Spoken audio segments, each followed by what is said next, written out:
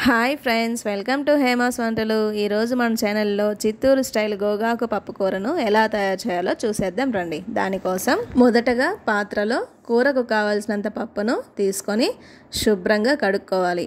అలాగే గోగాకును శుభ్రంగా కడిగి పెట్టుకోవాలి. కడిగి పక్కన పెట్టుకున్న పప్పు పాత్రలో కావాల్సినంత నీరు తీసుకొని అందులో కడిగి పెట్టుకున్న గోగాకును, తరిగి పెట్టుకున్న టమోటా ముక్కలను, ఉల్లిపాయ ముక్కలను, 5 నుండి 6 వెల్లుల్లి రెబ్బలను, 6 పచ్చిమిరపకాయలను, చింతపండు, అలాగే కొంత కొత్తిమీర ఆకులను వేసుకొని 1 టీ స్పూన్ పసుపు అందులో వేసుకోవాలి. ఆ మిశ్రమాన్ని బాగా కలిపి నీరు సరిపోకపోతే కావాల్సినంత నీరు తీసుకొని కలిపి స్టవ్ పై కుక్కర్కు మూత పెట్టుకొని 4 విజిల్స్ వచ్చే వరకు బాగా ఉడికించుకోవాలి. 4 విజిల్స్ వచ్చాక జాగ్రత్తగా మూత తీసుకొని పప్పు ఉడికిందా లేదా చూసుకొని ఆ మిశ్రమాన్ని బాగా కలిపి రాళ్ళ సటిలోకి తీసుకొని బాగా మెత్తగా అయ్యేలా ఎనిపి పక్కన పెట్టుకోవాలి.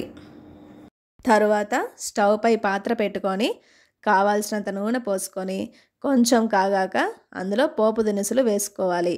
అవి చిటపటలాడాక అందులో 4 ఎండుమిరపకాయలను తుంచి వేసుకొని వాటిని కాసేపు వేయించి అందులో తరిగి పెట్టుకున్న ఉల్లిపాయ ముక్కలను, వెల్లుల్లి రెబ్బలను, కరివేపాకును అందులో వేసుకొని ఉల్లిపాయ ముక్కలు రంగు మారేంత వరకు వేయించుకొని అందులో మనము ఎనిపి పెట్టుకున్న గోగాకు పప్పు మిశ్రమాన్ని అందులో వేసి బాగా కలుపుకోవాలి.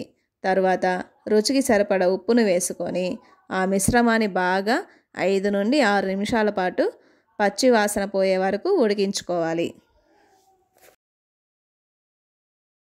అంతేనండి, సింపుల్గా గోగాకు పప్పు కూరను ఎలా తయారు చేయాలో చూసాం కదా. మీరు కూడా ఇంట్లో ట్రై చేసి ఎలా ఉందో, టేస్ట్ ఎలా వచ్చిందో కామెంట్లో పోస్ట్ చేయండి. అలాగే నా ఛానల్ని లైక్ చేసి, షేర్ చేసి, సబ్స్క్రైబ్ చేయండి. మరో వంటతో రేపు కలుద్దాం. Bye bye.